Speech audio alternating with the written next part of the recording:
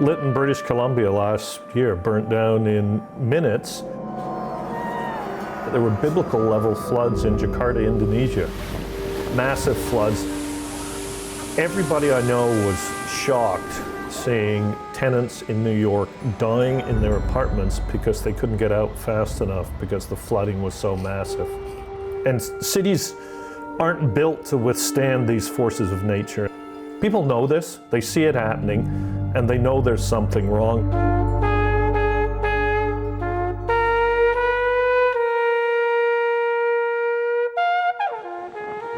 My name is David Miller. I'm the Managing Director of International Diplomacy for an organization called the C40 Cities Climate Leadership Group. You left out a pretty important piece of your bio, mayor of an important city. I was Mayor of Toronto from 2003 to 2010 and very proud to have been so. When we think of cities, I mean, it's very easy to think of ways in which cities are affected by climate change. We don't as often think about in what ways cities are contributing in a pretty outsized way to climate change. About 70% of the world's greenhouse gas emissions can be attributed to the activities that go on in cities, which shouldn't be a surprise when you think about it, because most people are there and most of the economy is there, but we usually don't see things that way. Is it fair to say that cities are also, I guess, more pragmatic in nature, that's sort of by necessity, right? They've actually got to get things done. As a mayor, if you commit to addressing something, people expect you to start working on it, and they expect to see change. Some cities have a lot of powers to address climate change. They address transportation, for example.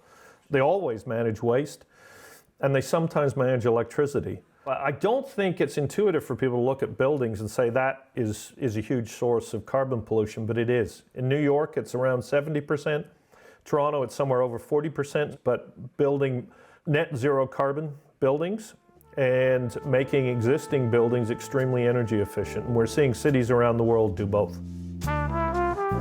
These buildings are everywhere and we're kind of a forgotten resource. They can be leveraged to really bring out the best of our cities and the best of our communities. My name is Stewart. I'm a principal with ERA Architects and the director of the Tower Renewal Partnership.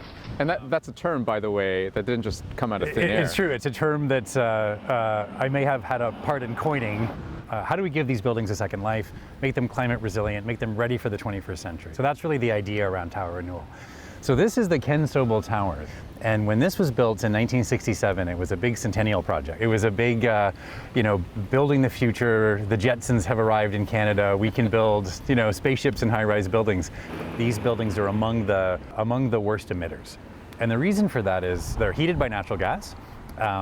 And typically they have no insulation or very little insulation. And the ones that haven't been upgraded have single glazed windows made of aluminum, from the 1960s. On a cold February day, you're really heating outer space and you're just constantly running the boilers to heat it. How do we heat this building more efficiently? And the way to do that really is to put a winter coat on the building. Come over here, because you had a really great analogy how it's like you've put a big old winter coat Totally. on the building, because this is really thick. So we put 4 inches on the inside, 6 inches on the outside. The original brick is in the middle, and that sandwich is this super winter coat. And we put really efficient windows, so triple glazed windows. What that means is it just takes considerably less energy to heat the building, and when you heat it, the heat stays inside. And astoundingly, we were able to cut the carbon produced in this building by 94%.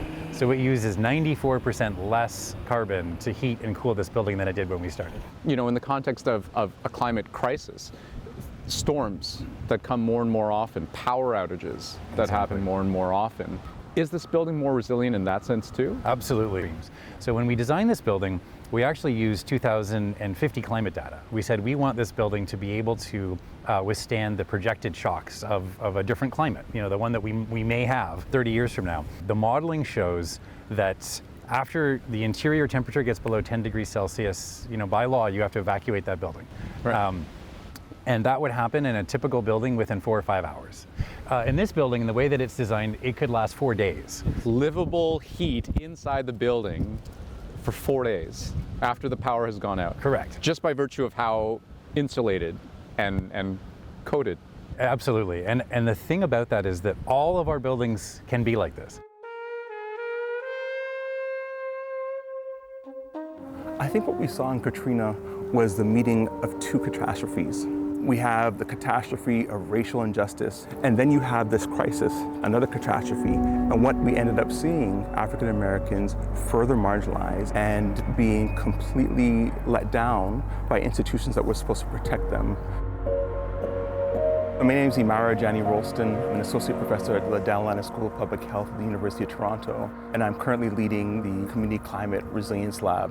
Climate change is inherently unfair. It is, yeah. In the sense that not everyone is equally affected by it.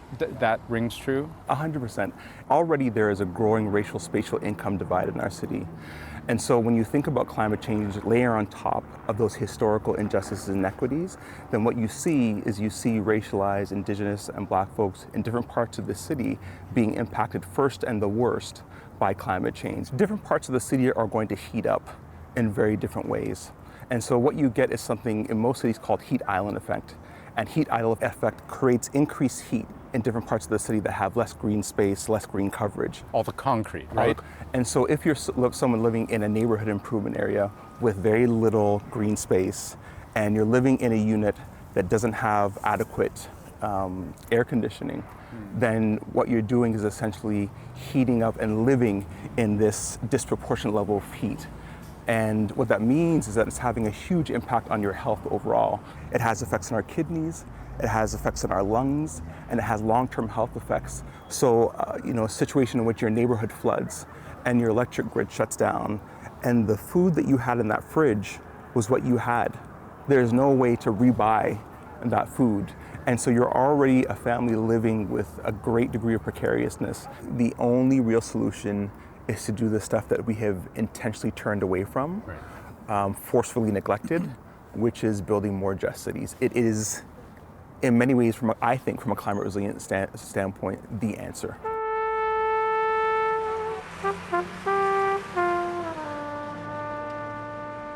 What's behind the inertia?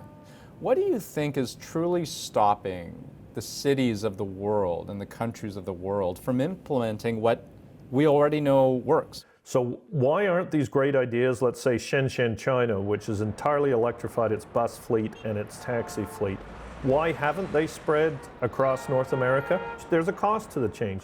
Solving the climate challenge involves investment. But on the other hand, climate change isn't free.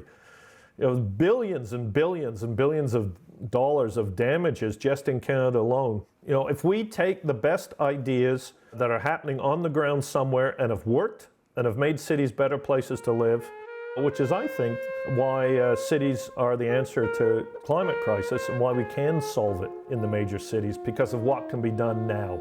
And now is the time that matters.